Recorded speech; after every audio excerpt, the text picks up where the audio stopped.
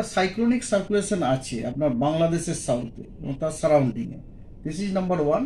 এবং আর একটা আপনার লো লেভেল মিনস আমি বলছি সমুদ্রপৃষ্ঠ থেকে 0.9 কিলোমিটার ওপরে একটা ইস্ট ওয়েস্ট ওরিয়েন্টেড ট্রাফ আমাদের গ্যাঞ্জেটিক ওয়েস্ট বেঙ্গল দিয়ে কিন্তু পাস করছে। সো এই দুটি ওয়েদার এবং এছাড়া মনসুন ট্রাফ তো যথারীতি আছেই, সেটা আমাদের দীঘা দিয়ে পাস করে সাউথ ইস্ট ওয়ার্ডস হয়ে নর্থ ইস্ট বে অফ বেঙ্গলে ডুবে গেছে। সো এই তিনটে ওয়েদার সিস্টেমের জন্য আমাদের পশ্চিমবঙ্গের সব জেলাতে আগামী 7 দিনে আইদার অধিকাংশ স্থানে অথবা বেশিরভাগ স্থানে হালকা থেকে মাঝারি বৃষ্টিপাতের যথেষ্ট সম্ভাবনা আছে। ফিরোজপুর জম্মু তাবি এক্সপ্রেসে বোমাতঙ্ক ছড়ানোর অপরাধে নামখানা থেকে এক যুবককে গ্রেপ্তার করল পাঞ্জাব পুলিশ। বছর 28-এর ধৃত যুবকের নাম জয়ন্ত প্রধান। প্রশাসন সূত্রে খবর, গত 30শে জুলাই রেলের টোল ফ্রি নম্বরে 139 এই ফোন নম্বরে ফোন করে ফিরোজপুর জম্মু তাবি এক্সপ্রেসে বোমা রয়েছে বলে আতঙ্ক ছড়ায় জয়ন্ত। পাঞ্জাব পুলিশ এবং ফিরোজপুর জিআরপির তরফে অভিযান চালিয়ে দেখা যায় তথ্যটি সম্পূর্ণ মিথ্যে। এরপরেই ওই ভুয়ো তথ্য প্রদানকারী যুবকের তল্লাশি শুরু করে পাঞ্জাব পুলিশ। গতকাল রাতে নামখানা থানার সহযোগিতায় গ্রেফতার করা হয় যুবককে। আদালতের নির্দেশ পেলে যুবককে নিয়ে পাঞ্জাবের উদ্দেশ্যে রওনা দেবে পাঞ্জাব রেলওয়ে পুলিশ।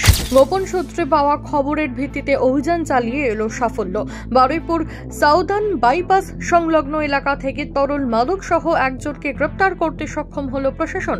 সূত্রের খবর, এদিন সাদা পোশাকের পুলিশ বারুইপুর থানা হরিপুর গ্রাম পঞ্চায়েতের বৈকুণ্ঠপুর এলাকায় নাকা চেকিং চালানোর সময় এক সন্দেহভাজন বাইক আরোহীকে আটক করে তল্লাশি চালাতেই তার কাছে থাকা বাজারের ব্যাগ থেকে উদ্ধার হয় 3.5 লিটার নিষিদ্ধ তরল মাদক।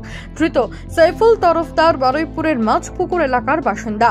উদ্ধার হওয়া তরল মাদক কলকাতায় পাচারের উদ্দেশ্যে নিয়ে যাওয়া হচ্ছিল তার কাছ থেকে, এমনটাই জানতে পেরেছে পুলিশ। শুরু হয়েছে তদন্ত।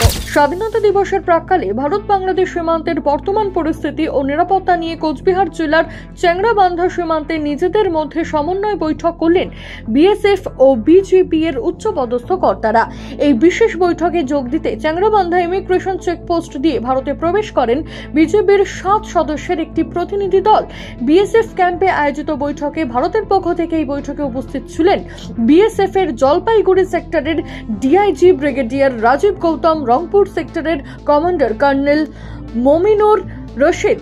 বৈঠক ফলপ্রসূ হয়েছে বলে প্রশাসন সূত্রে খবর। রাত পোহালেই স্বাধীনতা দিবস, তার আগে দেশের বিভিন্ন প্রান্তে নাশকতামূলক ঘটনা এড়াতে তৎপর হয়ে উঠল প্রশাসন। এতক্ষণ ধরে বনগাঁ স্টেশনের ছবি আপনারা দেখছেন। রেল স্টেশন চত্বরে যে কোনো রকম অপ্রীতিকর দুর্ঘটনা এড়াতে নিরাপত্তা ব্যবস্থা জোরদার করছে জিআরপি। রেল পুলিশ সূত্রে জানা গিয়েছে, নিরাপত্তা জোরদার করতে ও যে কোনো ধরনের নাশকতা রুখতে এই বিশেষ তল্লাশি অভিযান চলবে 15ই আগস্ট পর্যন্ত। মূলত যাত্রী সুরক্ষার কথা মাথায় রেখে এই অভিযান। আরজিকর কাণ্ডের বিরুদ্ধে প্রতিবাদ জানালেও হাসপাতালে আগত মুমূর্ষু রোগীদের কথা চিন্তা করে পরিষেবা সচল রাখল কোচবিহার মহারাজা জিতেন্দ্র নারায়ণ মেডিকেল কলেজ হাসপাতালের চিকিৎসকেরা। বিভিন্ন হাসপাতালের পাশাপাশি এই হাসপাতালে চিকিৎসকেরা সহমর্মিতা দেখালেও প্রতিবাদের পাশাপাশি ডাক্তারের কর্তব্য থেকে পরিষেবা স্বাভাবিক রাখার সিদ্ধান্তের পথেই হাঁটলেন তারা। হাসপাতালে এসে কাজ শুরু করেছেন চোখ, কান, গলা বিশেষজ্ঞ, প্রসূতি এবং মাতৃ বিশেষজ্ঞ চিকিৎসকেরা। দেবদাস বিশ্বাস, সাব নাবিক নিউজ, কোচবিহার।